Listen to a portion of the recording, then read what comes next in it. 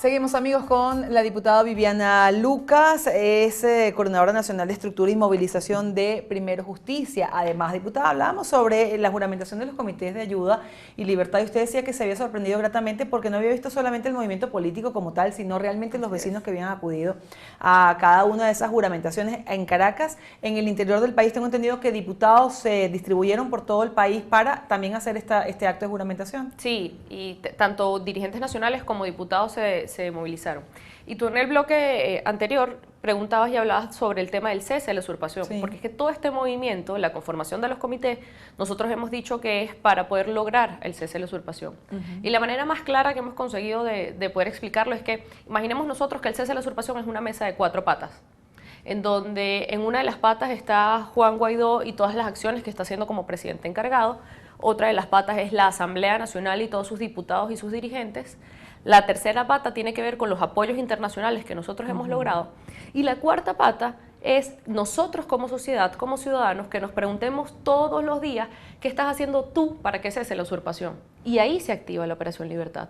Y este mensaje ha hecho que las personas reaccionen y entiendan que para poder lograr ese primer paso del mantra, que tanto nosotros hemos repetido, de cese de la usurpación, gobierno de transición y elecciones libres, no se puede dar sin la participación ciudadana, de manera activa, o sea, protestar, poder nosotros exigir nuestros derechos. Esa es la única manera, es esa mesa de 4 patas para poder nosotros lograr el cese. Guaidó decía en la nota que vimos en el bloque anterior que hay como varias vertientes de ideas de mantenerse en la calle. Una, de hacer manifestaciones esporádicas, pero permanentemente, ¿no? Constantemente en la calle. Y otra, estar en la calle sin retorno, como han dicho, pero para eso se necesitan algunas condiciones. Entonces, ¿cuál es ese llamado a la calle que se hace para, digamos, unificar algún criterio? Lo primero es asistir el 1 de mayo y nosotros poder contar no solamente la cantidad de personas, sino también el ambiente y la efervescencia o no de las personas que asistan el 1 de mayo. Porque como bien decía Juan, aunque todas las opciones están sobre la mesa,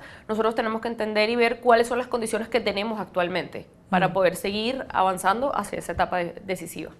Juan Guaidó, de alguna manera, ha perdido fuerza en estos 3 meses, diputada. No, para nada, y las encuestas así ¿Qué lo nos señalan. dicen esas encuestas? La verdad es que no solamente se ha consolidado, sino que se ha podido mantener. Y con Juan está pasando un fenómeno en donde generalmente la aprobación o lo que nosotros llamamos menciones positivas son directamente proporcionales a cualquier intención de voto futura, que eso no es un fenómeno que ocurre. Generalmente tú dices, bueno, me cae bien, pero no necesariamente sé Votaría si por él. voto o no voto por él.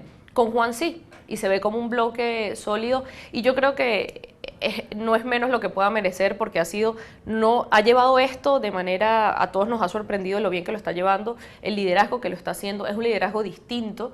Juan no dice lo que la gente quiere escuchar, sino que va como con pie de plomo explicando. Si ustedes se detallan en cada una de sus intervenciones, es casi que una cátedra de cómo nosotros debemos hacer, cuáles son los siguientes pasos, cómo nosotros nos estamos organizando.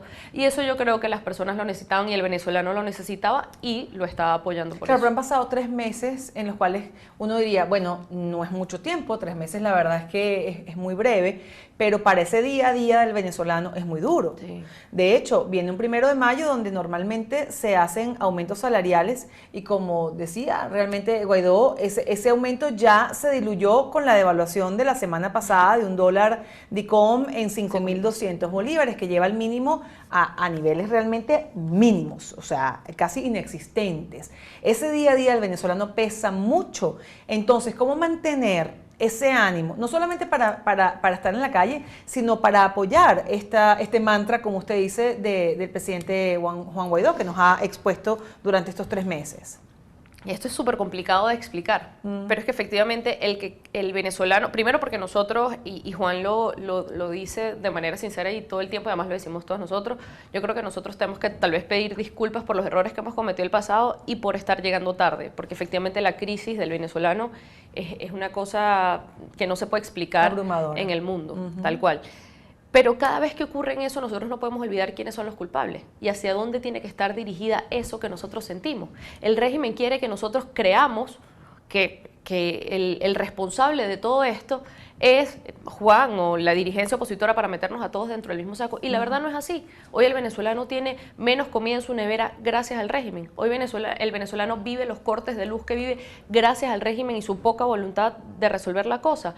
Hoy el venezolano no tiene las medicinas y lamentablemente vemos cómo se nos mueren familiares por no tener los tratamientos adecuados porque el régimen no le ha dado la gana de entender y decir, basta, estas medidas económicas, este modelo económico y político que ellos han seguido no ha servido para nada, déjame poner un alto. Al régimen solamente le interesa poder mantenerse porque sabe que no tiene salida y escapatoria. Y nos toca a nosotros construir y poder canalizar toda esa rabia a través de una conciencia ciudadana distinta.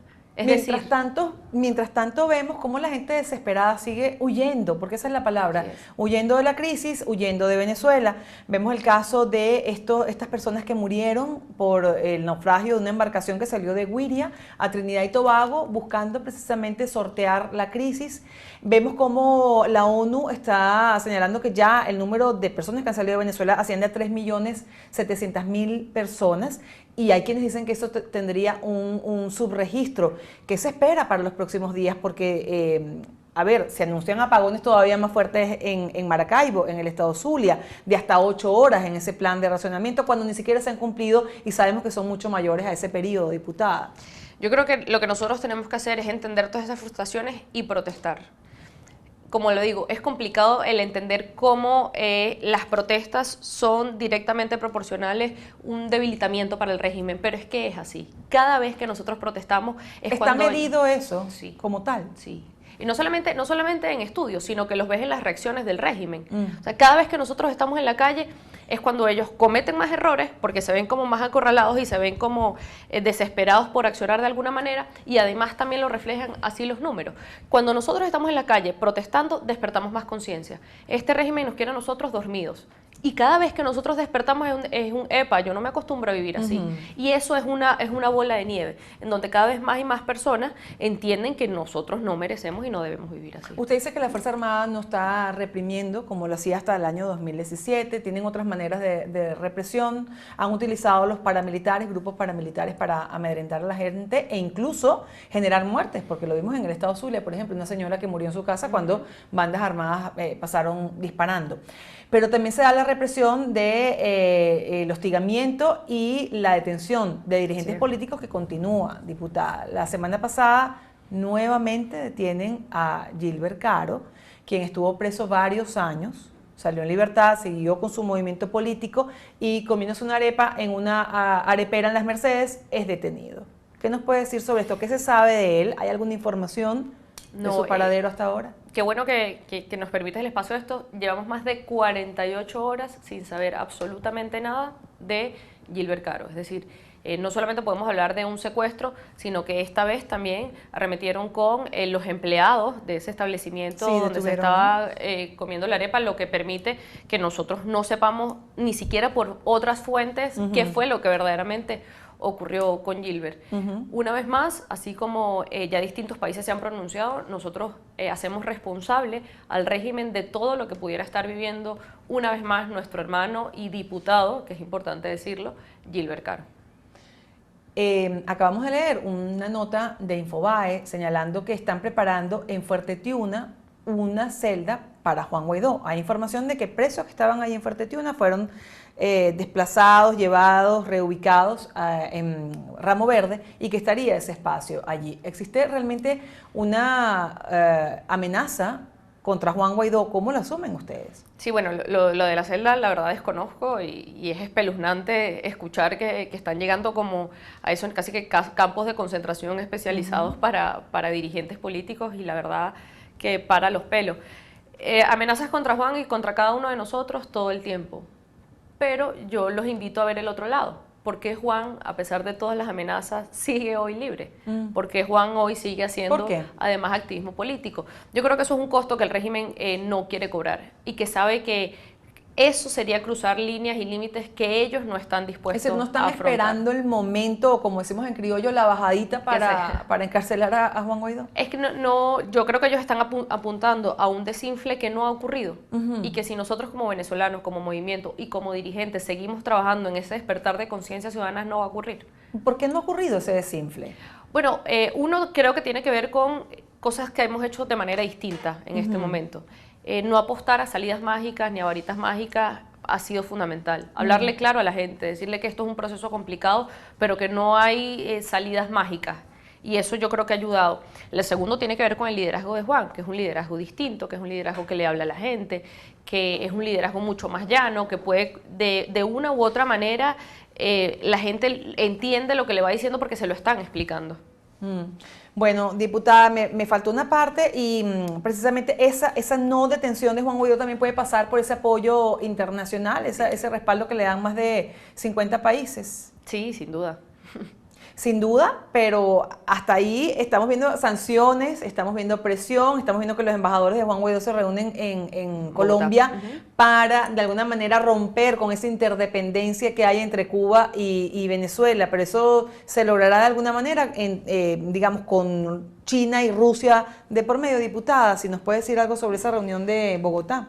Sí, la idea también era poder reunirlos a todos en un mismo espacio y que entendieran como unas líneas estratégicas claras. Para nosotros es muy importante que el mundo conozca nuestro plan país y parte de lo que se habló ahí era de que nos ayudaran a entender qué es lo que nosotros queremos, porque aquí mucho tiempo se dijo que nosotros no teníamos una opción de país, que nos ayudaran a difundir eso. Lo otro también tenía que ver con la postura y poder de alguna manera centralizar en un solo espacio la postura de cada uno de esos países y vemos que los apoyos internacionales, como bien lo decía, no solamente siguen intactos, sino que siguen más fuertes y están cada vez más dispuestos a colaborar y ayudar a que se cese la usurpación en Venezuela.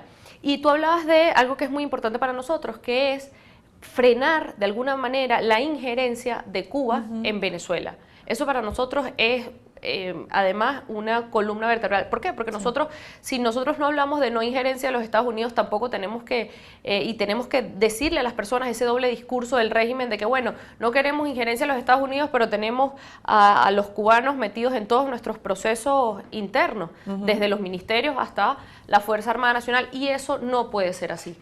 Y parte de ir descubriendo esto y de ir desenmascarando al régimen tiene que ver con que nosotros queremos una Venezuela para los venezolanos. Ya tenemos que cerrar, pero el 1 de mayo está a la vuelta de la esquina. Ya se sabe cuál va a ser la estrategia de movilización o lugares de concentración, un punto de concentración de esta movilización, diputada. Sí, son más de 20 puntos en toda Caracas. La verdad la lista es muy larga.